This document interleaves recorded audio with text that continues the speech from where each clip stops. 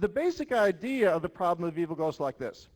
Suppose I'm walking down a path in the middle of winter, and there's a snow-covered ground, and there's no one else for miles around except a young child.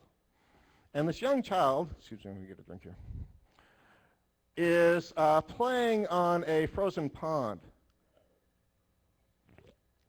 Please don't mind the soda. I'm notorious for this, as my students will tell you. And I see that the child is, the ice is broken, the child has slipped into the pond and is drowning. And if I do nothing, if I just keep walking on, the child will die, right? We could suppose the situation is such that there's absolutely no risk to me. All I would have to do, I wouldn't even have to break stride, okay?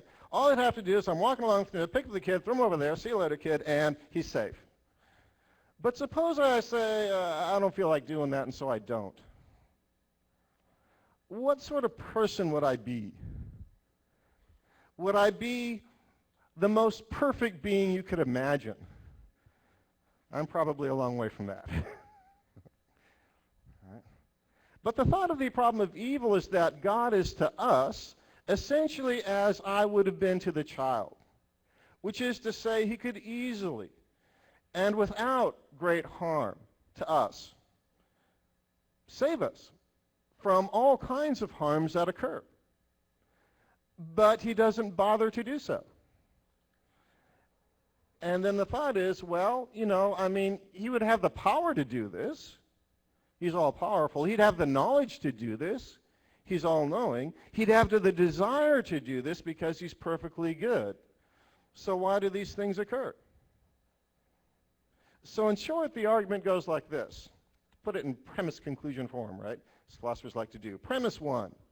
God would prevent the occurrence of any pointless natural evils. Premise 2. There exist instances of pointless natural evils. Therefore, conclusion, there does not exist an omnipotent, omniscient, holy good being, namely God. How do we know that there are pointless evils? Well, I've listed a few. You can probably easily imagine some. I'll give you one more example, famous example. Suppose in an unpopulated area, a bolt of lightning strikes and starts a fire. And in this fire is trapped a small fawn. We'll call her Bambi. And Bambi does not die immediately from smoke inhalation, as you might, well, in that circumstance, I guess, hope. She gets burned horribly and lingers on for several days in agony before finally expiring, as other animals eat her alive.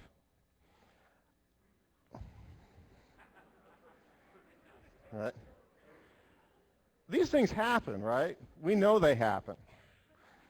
Presumably, if there were a perfectly good God, there wouldn't, right? Because whatever good comes of Bambi lingering on in agony, presumably God could figure out a way to get that good without treating Bambi like that. And that's the argument regarding evil. Another argument for atheism is sometimes referred to as the argument from divine hiddenness. And the idea here is that there can't be, or isn't, there's good evidence that there isn't, a perfectly loving, all-powerful, all-knowing being.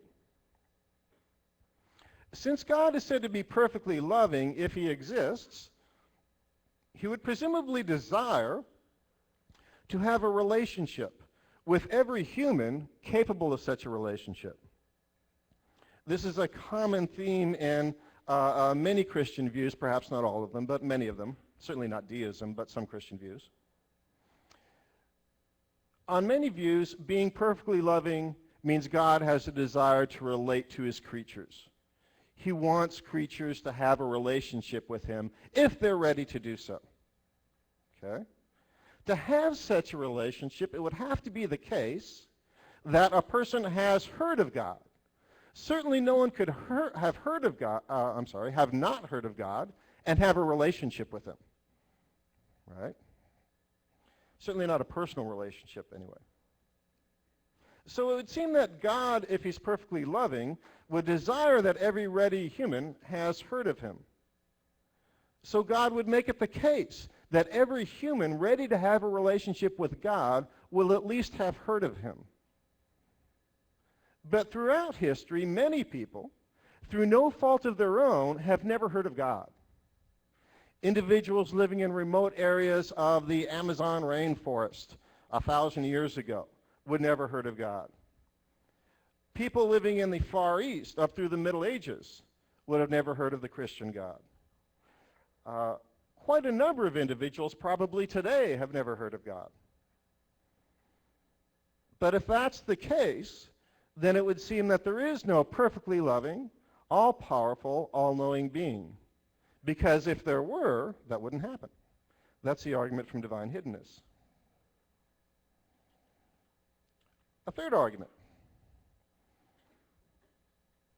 is that there can be no greatest possible being. Certainly there's no greatest number. For every number, there's a higher one, right? What makes up for greatness? Well, probably a lot of different things. Certainly being good. But if we were to rank goodness, it's going to be like a series of numbers. It could go on forever. A creature could always do one more good thing. A creature could always create one more good creature. A creature could always, make chocolate less fattening. There are all kinds of things that could still be done, however much has already been done. But then, just as there's no highest number, there's no greatest possible being. Hence, there is no God. Next, a few problems with the way that God is commonly characterized, and these again will be more addressed at more particular conceptions of God. They may not be relevant to the conception you personally have, but they might be for several. And even if they're not, they'll give you some of the ideas of some of the issues that come up when trying to understand what it means to say that a creature might be all-powerful or all-knowing or what have you. Some people say that to say that God is all-powerful is to say that he can do anything at all. Or to say that God is all-powerful is to say that he can do anything that a human can. But there are problems, I think, with this view. Either one. First of all, God can't do evil. Because if he's perfectly good, he can't be evil. If he were to do evil, he would cease to be God because he would cease to be perfectly good. Presumably, God can't sin. Can't act against his own nature. Because whatever he does, it'll be by virtue of his nature. Presumably, he can't make a lump of metal so big he cannot lift it. But we can do these things. So it would seem that there are things that we can do that God cannot.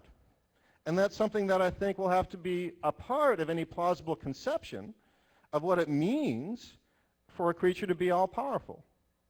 And I think the most plausible move for a theist to say, and maybe this is what Dr. Kreeft will say, is that, well, so what? I don't hold this view of being all-powerful, right? I grant that we can do things that God cannot. And I think that's the most sensible thing to do for a theist. People claim that God is deserving of praise for what he does. In fact, not only praise, but worship, a very powerful kind of praise. But if God is perfectly good, then presumably he must always do what is for the best. He can't do what is less than the best, because then he ceases to be perfectly good, which is to say he ceases to be God. But if he always has to do what is for the best, then he doesn't have a whole lot of choice in what he does. He's more like a robot, turning out perfect actions every time without any freedom to do otherwise. But a robot is not a creature that is deserving of praise because it can't help what it does. And we don't praise things in the sense of being worthy of worship that Christians, I think, have in mind, for doing what they can't but help do. Again, could God freely answer prayers? Well, if he always has to do what is for the best, then He's going to answer the prayer or not, and it won't be out of some grace. It won't be out of some free choice. It'll be because it's the best thing to do, and that's what he has to do anyway. So it's not clear that he can freely answer prayers. When people say that God is all-knowing, sometimes they say, what they mean, they say, is that God knows everything that can be known, or God knows everything that any human has known. But I think these accounts are problematic. God can't know what it is like for him to permanently die, because he can't die because he's eternal. He can't experience himself doing evil, or being a sinner, or being crushed to death by an anvil, or discovering something about the past that he did not know. But we can do all these things. So it seems this account of being all-knowing is mistaken. Some say God has foreknowledge of all human actions, but then claim that people can be held responsible for what they do. I think this view is mistaken as well. It's called the problem of free will and divine foreknowledge. Okay? If people have free will, that means at least, presumably, they could have done otherwise.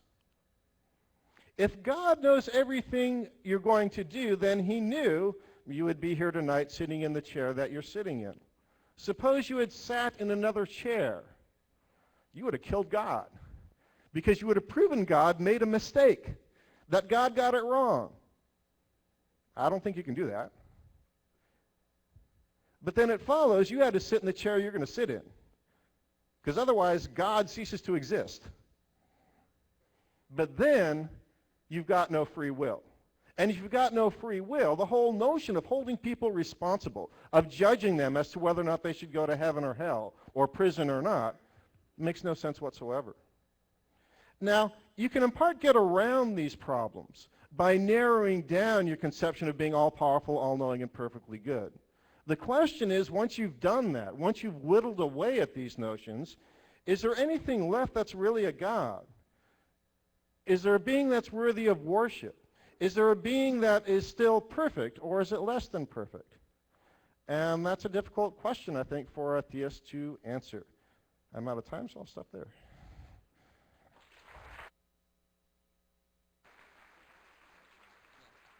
Starting with him, huh? Thank you, Dr. Korcz. And now each of the debaters will have an opportunity to offer a rebuttal to one another, beginning again with Dr. Kreeft. For throwing a lot of food on my plate. I did the same thing. Problem of evil has always been the atheist's big argument. In fact, it's the only argument that even seems to definitively refute the existence of God. So if I wanted to count, I could say 12-1, I beat you. But logic doesn't work that way.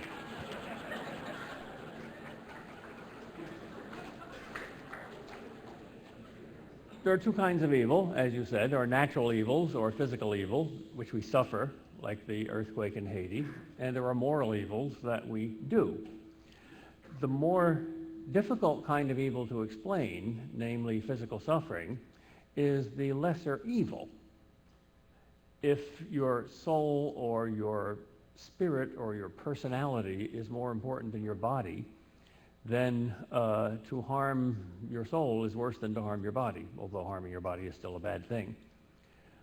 If I murder you, there's more evil in my soul than in your body. So the harder evil to explain, natural evil, is the less scandalous evil, the less evil evil. Sin is easy to explain. God gives you free will. If God is love, love always respects the freedom of the other person. Love does not force. Love does not rape. God is a gentleman.